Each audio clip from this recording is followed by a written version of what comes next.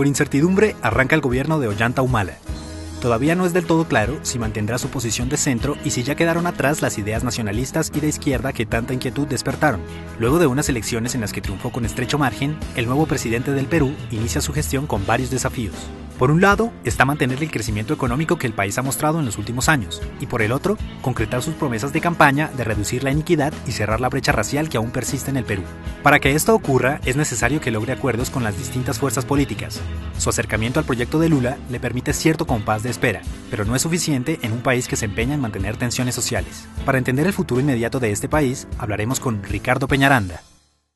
Ricardo Peñaranda es magíster de Historia y doctor en Psicología. Cuenta con una amplia trayectoria académica e investigativa.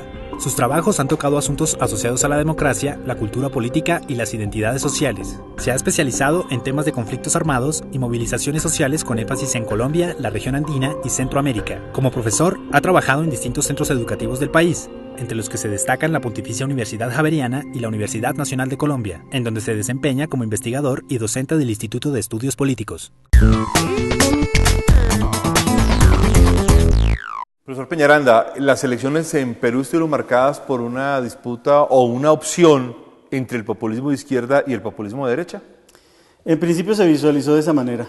Sin embargo, al final yo creo que el resultado mostró que el candidato Ollanta se logró mover hacia el centro, mientras que, y eso implicó una serie de compromisos que van a marcar el futuro de su gobierno, mientras que Keiko se mantuvo dentro de ese modelo, digamos, de populismo de derecha, pero lo que salió a flote era que además traía a cuestas una carga representada por la corrupción y la violencia que ha significado el gobierno Fujimori. De manera que el esquema no me parece que sea tan fácil de leer de esa manera. Pero en esa perspectiva de lo que usted acaba de decir, ¿es incluso posible delimitar tan claramente derecha e izquierda en este contexto? En este contexto probablemente la derecha queda delimitada y creo que efectivamente todos aquellos que, diarios, empresarios, sectores de opinión y de las élites peruanas que se alinearon al lado de la candidata Keiko, evidentemente representan la derecha en el Perú. Por el lado de la izquierda, en cambio, no es tan claro. Desde que con Humala resultó ser una conjunción de fuerzas, repito, corridas más hacia el centro, y aunque su oponente, la señora Keiko, intentó estigmatizarlo como un candidato de izquierda con posibles vínculos con otros gobiernos, el caso de Chávez y demás, sin embargo, logró hábilmente romper eso y más bien presentarse como un candidato popular. ¿Se podría suponer que el triunfo de Humala es un triunfo de la sierra y de la selva sobre Lima? El caso es supremamente interesante. Recuerde usted, Carlos, que siempre se ha hablado históricamente de una división, de una bipolaridad sierra-costa en el Perú, una división histórica además, desde la época incluso precolombina. Pero sorprendentemente en este caso se registra un resultado que es increíble. Lima efectivamente ganó, hay 3 distritos electorales, Lima, Callao, Trujillo, importantes sobre la costa. En los 3 distritos Keiko ganó por un porcentaje similar al de Lima, 57%, que es muy alto. Y en esos 3 distritos se concentra el grueso de la población. Históricamente jamás había ganado nunca una elección alguien que hubiera perdido en Lima. La primera elección en el Perú que la gana alguien que pierde en Lima. ¿Quién le dio el triunfo a Humala? Sorprendente. La sierra, efectivamente, la selva, votaciones, distritos electorales muy pequeños. Puno tenía 700.000 electores, Lima tenía 7,5 millones que votaron. ¿Sí? De manera que mientras en Puno Humala obtuvo el 70 y tantos %, pero estaba perdiendo por el 43% en Lima, con una votación, con una capacidad electoral muy alta. De manera que sí, efectivamente sí, y representa además una victoria de los cholos, de poblaciones que no han sido bien interpretadas por los políticos, y me atrevería a decir, aunque en el Perú intentan remontar y considerar que esto ya está remontado, que hay un significado racial muy importante y que está presente en esto. ¿Esto incluye Arequipa? Incluye Arequipa, por supuesto. Hay una parte final de la campaña presidencial que fue muy interesante y fue el cambio de posición de Humala, de una especie de background muy cercano a Chávez, que lo que tenía de la campaña anterior y toda esa disputa política, a decir que se acercaba al modelo de Lula, a hablar mucho de Lula. Incluso se dijo en la prensa peruana que se había contratado unos asesores de Lula para manejar la campaña. ¿Qué significa esto? Yo creo que fue una estrategia electoral muy hábil que le permitió desembarazarse de un problema complicadísimo que era la proximidad a Chávez. Recordemos que Chávez se había convertido, y lo sabemos por la experiencia colombiana, en el abrazo del oso. Es decir, donde Chávez aparecía en la escena electoral significaba inmediatamente la derrota del candidato al cual pretendía favorecer. Hace cuatro años, cuando se presentó por primera vez Humala, efectivamente fue un absoluto desastre. Recuerde que Humala perdió esa primera elección frente a Alan García por un pequeño margen, ¿sí? Muy pequeño relativamente. De manera que al principio efectivamente parecía que era inevitable que esa relación se estableciera.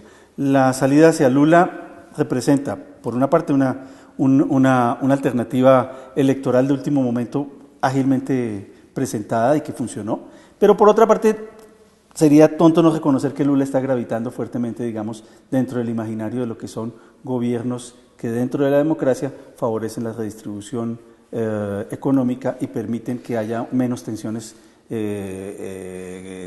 políticas al interior de los gobiernos en este momento en América Latina. Pero profesor Peñaranda, ¿es un cambio demagógico o realmente hay elementos para creer que Humala se va a acercar más a un modelo brasileño que dirían algunos? Yo creo que el modelo brasileño es tan exitoso que de aquí en adelante vamos a oír en toda América Latina que todos los candidatos querrán parecerse a Lula.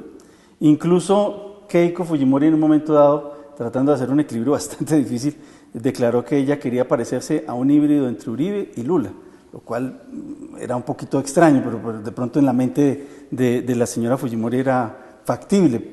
Realmente eso era un tipo de mezcla que era bastante extraña. Yo creo que de aquí en adelante el fenómeno Lula va a seguir pesando. Y si, como continúa, todo lo parece indicar, con su sucesora, el tipo de éxito económico y de tranquilidad relativa social, porque es una mezcla entre las dos, ¿no? El tema lo acerca mucho al Perú. En el Perú en este momento, digo en este momento, es decir, en los últimos 2 años, el gran tema, y eso nos acerca mucho al tema, a las perspectivas de la discusión colombiana, el gran tema es la redistribución, el problema de la inequidad. El problema de la inequidad se centró todo, ¿sí? Efectivamente, retomando un poco algún elemento de su primera pregunta, las dos soluciones eran completamente distintas. Mientras Keiko volvía a la vieja solución de aparecerse incluso como candidata, repartiendo beneficios desde mercados hasta bonos para compras en los almacenes y cosas de esta naturaleza, Humala lo que planteaba era un modelo que reconsiderara acuerdos económicos que ya se habían definido, incluyendo acuerdos internacionales, para pasar a un plano de redistribución que hoy es en día el tema en el Perú y será en el futuro uno de los grandes temas en toda América Latina. El tema de la redistribución, el tema de si es un modelo brasileño o no, el tema de si es un asunto demagógico o populista, atraviesa un problema grave en Perú y un problema que era, digamos, tenía una conformación en Perú bastante particular, que es el tema de los partidos políticos. ¿Qué pasó con los partidos políticos? ¿Terminaron naufragando en esta campaña? La comparación con Colombia es muy interesante. Nosotros en Colombia nos quejamos, digo yo desde la academia, amablemente nos quejamos del peso de los partidos políticos, del significado histórico de los partidos políticos, y sin embargo la comparación con Perú es supremamente interesante. Colombia, a pesar de todo, ha logrado que sus partidos políticos sobrevivan. Perú no. Perú, acuérdese usted que Perú ha visto el APRA. De hecho, Alan García se distanció del APRA completamente. Completamente. La señora quedó desfigurado. Exacto, la señora Fujimori forma un partido, como lo hizo su padre en su momento, que es un partido electoral. Se trata de partidos que convergen. Sí, solo para la alianza y mueren. Solo para las elecciones. Entonces eso significa que en el Congreso tienen una fragmentación de tal magnitud que a la hora de llegar a acuerdos es prácticamente imposible. Yo creo que el ejemplo de Perú muestra que los colombianos, en medio de sus vicisitudes de las últimas décadas, una de las grandes ventajas que hemos tenido es que los partidos nuestros han sobrevivido y esperamos que se fortalezcan, pero estamos viendo también lo que sucede con partidos que se organizan por momentos. El caso del Partido Verde es un ejemplo dramático de cómo un partido que se organiza con una mentalidad interesante, con una propuesta interesante que reúne voluntades y demás, pero que sin embargo hay fragilidades internas que no le permiten sobrevivir. Humala ganó por un poco más del 50%. Sí, la diferencia no es tan grande con respecto a su competidora, la fuerza política le va a tocar negociar muchas cosas y va a tocar asumir una especie de negociación permanente. ¿Esto vuelve a Humala más fuerte o lo vuelve más débil? ¿La presencia de Alberto Fujimori va a desaparecer? ¿Qué va a pasar? Ahí hay varios elementos. El primero, el hecho de que Humala no tenga una enorme ventaja en el fondo, más que ser un punto negativo, puede ser un punto positivo. Recuerde que dentro de la campaña de Humala había muchas tendencias que siempre se miraron hacia una izquierda radical, la posibilidad de una aproximación con gobiernos que están en esa tendencia, tipo Bolivia, tipo Venezuela y demás, pero el hecho de que él justamente tuvo que moverse hacia el centro para lograr eso, el apoyo de Vargas Llosa, de intelectuales de alto calibre y de alto peso en el Perú, antiguos líderes políticos también, el caso del expresidente Toledo y demás, lo acercaron hacia el centro, ¿sí? De manera que Humala, justamente por ese margen, no va a tener la posibilidad de hacer un gobierno de extremas. Él tiene que aproximarse hacia el centro, continuar su aproximación hacia el centro, no mantener un equilibrio muy calculado y muy mesurado con las relaciones, el tema de relaciones internacionales, de manera que justamente ese margen va a ser favorable para que haga un gobierno sin altibajos como era el que se esperaba. ¿Cree usted, profesor Peñaranda, que el peso, la cercanía de Vargas Llosa va a tener un efecto sobre el gobierno de Humala? Lo va a tener, yo creo que sí. De hecho, hay un punto muy interesante que hay que analizar en este momento y es la relación entre el futuro gobierno de Humala y lo que quedó del periodo de la violencia política de los años 80. Y ese punto se anuda en el Museo de la Memoria. Fíjese usted que el premio Nobel Vargas Llosa había sido nombrado a la cabeza de un proyecto muy interesante, que era el proyecto en el que se funde, en el que se sintetiza buena parte del trabajo de la Comisión de la Verdad en el Perú, que como usted sabe es una de las comisiones más respetables que ha producido uno de los efectos mayores. Este trabajo llevaba a la construcción de un museo de la memoria que estaba diseñado, había sido planteado ya por el gobierno con la ayuda de financiación internacional sobre todo, un poco a las regañadientes del gobierno de Alan García, pero al cual proyecto que encabezaba Vargas Llosa. Era sabido por las declaraciones y por la actitud que había tenido la candidata Fujimori que ese famoso museo de las víctimas desaparecería. Simplemente no iba a continuar, era un proyecto que hasta ahí llegaba. Eso es un detalle que parecería menor, pero muestra que dentro del gobierno de Humala va a haber una actitud de repensar cuál va a ser la posición del Estado frente a las víctimas de la violencia, a las cuales, entre otras, para ellos no ha habido reparación, ni ha habido ningún tipo de actitud, pero también frente a lo que quedó del periodo de la violencia política. En el Perú se los denominó terroristas y se encasilló a los responsables de la violencia política como terroristas. Y paradójicamente eso que en su momento fue un triunfo, recuerde usted que en Colombia también lo hemos tratado de imitar, la denominación terrorista ha sido el tipo de encasillamiento al cual le hemos dado a los delincuentes políticos nuestros, y en el Perú lo que al principio pareció ser una salida terminó siendo una encrucijada. No saben qué hacer con ellos en este momento. Todos están saliendo de las cárceles. No tienen otro tipo de núcleo social, familiar, donde se van a encontrar. Y probablemente los estarían empujando quizás incluso a algún proyecto político de cualquier naturaleza. Claro. Un aspecto que no hemos tocado del gobierno, de lo que va a ser el gobierno de Humala es su carácter nacionalista. ¿En qué queda el discurso del nacionalismo de Humala, el discurso que lo caracterizó tanto en la campaña anterior? Yo creo que eso es de muy buen recibo, curiosamente en el Perú, parece una paradoja. En los últimos años, Perú ha tenido, y eso explica en buena medida su crecimiento económico, un flujo de capital extranjero gigantesco. Es el país receptor, la mayor proporción de capital extranjero en América Latina en este momento. Eso explica cifras alrededor del 8% de crecimiento en las últimas décadas que han asombrado a todo el mundo. Sin embargo, recuerde usted, profesor Patiño, que Perú tiene una larga historia de nacionalismo.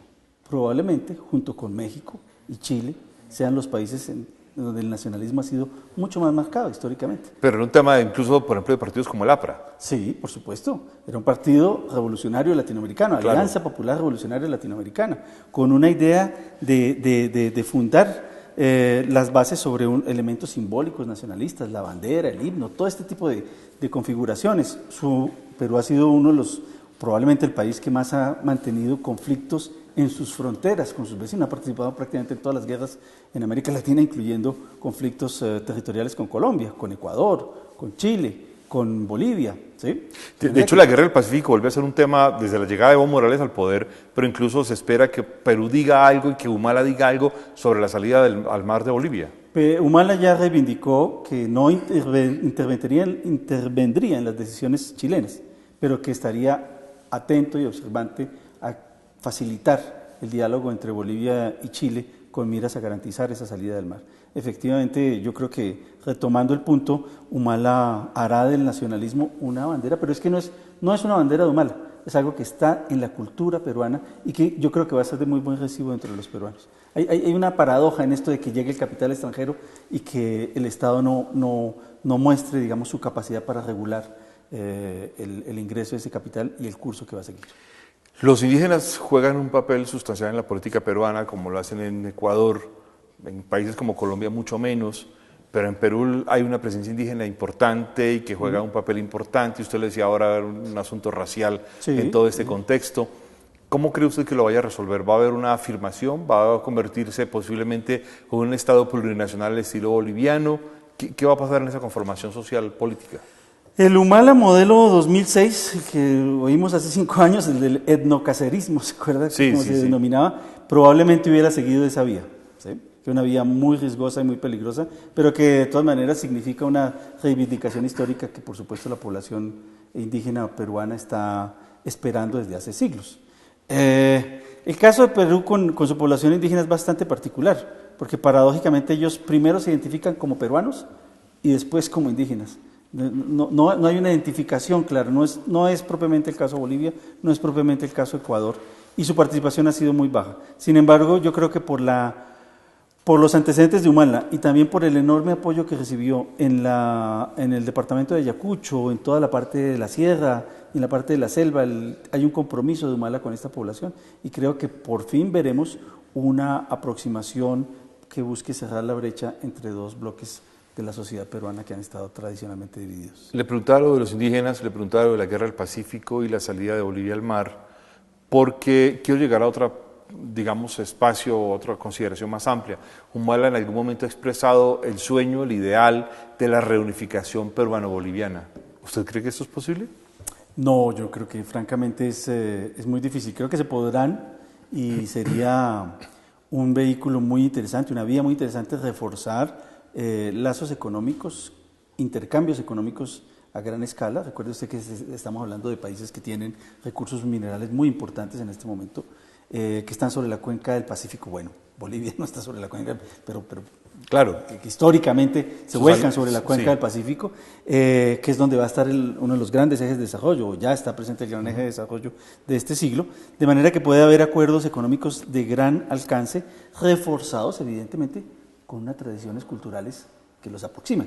Sin embargo, pienso que ese sueño, que no es solo de Perú o de Bolivia, probablemente involucraría a algunos países, tendrá que esperar muchas décadas. Además, los ejemplos que estamos viendo, el caso de la Unión Europea, recientemente nos muestran que hay aproximaciones que son mucho más difíciles de hacer y que hay tradiciones que habría que superar. Que son difíciles de borrar. Y son difíciles de borrar, exactamente, quedan diferencias muy difíciles de borrar. Usted ha tratado en varias de sus respuestas de ir hacia una comparación con Colombia. ¿Cómo comparar varios temas? Y voy a poder arrancar por un punto que es, digamos, de los más álgidos, el tema colombo-peruano, y es que los peruanos consideran que derrotaron a Sendero Luminoso bajo el gobierno de Fujimori. De hecho, se capturó a Abimael Guzmán, se derrotó gran parte de sus fuerzas, etcétera.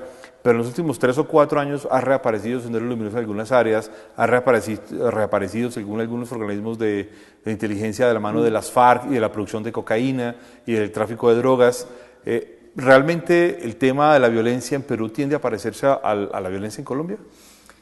Se trata de dos casos que son absolutamente fascinantes, la comparación. Perú y Colombia en los años 50 tenían prácticamente todos los indicadores iguales, todos los indicadores: educación, población, salud, relación rural, campo y demás. Por supuesto, hay diferencias estructurales, sobre todo de carácter de distribución demográfica por el tipo de geografía que corresponde a los dos países. Pero los indicadores eran supremamente parecidos. Ha habido momentos en que ha habido convergencias y enormes divergencias entre los dos países. Hoy en día yo os plantearía que hay muchos temas y los académicos peruanos y colombianos están muy interesados. De hecho, nosotros nos hemos aproximado al principal instituto del Perú con miras a programas conjuntos, el principal instituto del Perú en términos académicos, que es el IEP, con miras a programas conjuntos para reforzar esa mirada comparativa. Los temas son el tema del tratamiento a la insurgencia o a la guerra interna.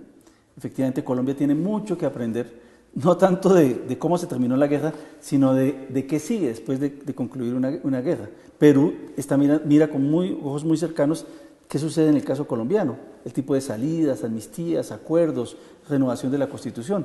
Hoy en día, efectivamente, en el caso peruano es una contradicción la que existe, una guerrilla derrotada, pero una sociedad que no sabe qué hacer con ese pasado y cómo introducirlo entre la vida política de hoy. Pero hay otros temas más, el tema de la corrupción, el tema de los excesos del poder, el caso de Fujimori, que ha sido revisitado por la vía judicial, pero también por la vía de los organismos de derechos humanos, la mirada internacional, el tema de los excesos de autoridad que sucedieron en el Perú, son muy interesantes. Fíjese usted, por ejemplo, que Humala ha propuesto, más que ha propuesto, firmó un acuerdo solemne de que no buscaría la reelección. A diferencia de Fujimori, que la hizo en la práctica 2 veces, claro. Y la intentó una tercera vez, y a diferencia del gobierno antecedente nuestro, el caso del presidente Uribe, en donde la reelección trajo los problemas que implicó. El tema de la libertad de prensa, el tema del debate público, son temas que nos acercan mucho y creo que tanto Perú tiene mucho que aprender del caso colombiano como nosotros del espejo peruano. Otro aspecto que es interesante en esta comparación es el desarrollo económico, porque Perú había, como usted lo ha dicho, tenía unos indicadores muy similares a Colombia en la década de los 50. Luego viene como una especie de descenso de Perú que es brutal, y en los últimos años vuelve y reaparece con un desarrollo económico acelerado e incluso con una serie de empresas y de actividades empresariales que empiezan a ser interesantes otra vez en el contexto internacional. Sin embargo, la economía colombiana ha ido en un crecimiento constante, mucho más, digamos, equilibrado desde el punto de vista empresarial, pero menos interesante internacionalmente. Sí, ahí hay una paradoja, pero nosotros nos vamos a aproximar a algunas de las, nos vamos a encontrar en el futuro con algunas de las realidades que ya se ha encontrado la nación peruana por la vía, digamos, de presencia de capital extranjero. A ver, Perú se encontró con una oportunidad, como otros países de América Latina, en la última década, y era la enorme importancia de los bienes de materias primas, la recuperación, digamos, del valor de las materias primas en el mercado internacional. Petróleo, gas, carbón, cobre, níquel, etcétera, etcétera, han reocupado, digamos, un espacio importante por razones que son entendibles, sectores de la economía china que empiezan a desarrollarse, India y demás. Perú encontró el cruce entre un proyecto neoliberal con una capacidad de ser implementado de una manera radical, que fue el caso Fujimori, el fin del conflicto interno y la apertura, digamos, hacia mercados internacionales y la llegada masiva de capital internacional. Eso explica en buena medida los éxitos, pero explica también los problemas. El tema de la deficiencia en la distribución de la riqueza en el Perú, el tema de los problemas ecológicos a los que se están enfrentando. Puno enfrentó en la antesala de las elecciones un paro generalizado por temas de aguas que estaban siendo destruidas, fuentes de aguas que estaban siendo destruidas por compañías mineras, el tema de la legislación de las ganancias y la recapitalización, digamos, de esas empresas por las ganancias que se obtienen, que son temas frente a los cuales nosotros también nos vamos a enfrentar. Nosotros estamos enfrentados a retos forestales, mineros, de inversión de capital y de redistribución de riqueza, de manera que estaremos enfrentados a temas muy parecidos. La discusión en el Perú a nosotros nos interesa. Profesor Peñaranda, muchas gracias por estar con nosotros en Meridianos de la Universidad Nacional de Colombia. Muchísimas gracias por su invitación. Gracias.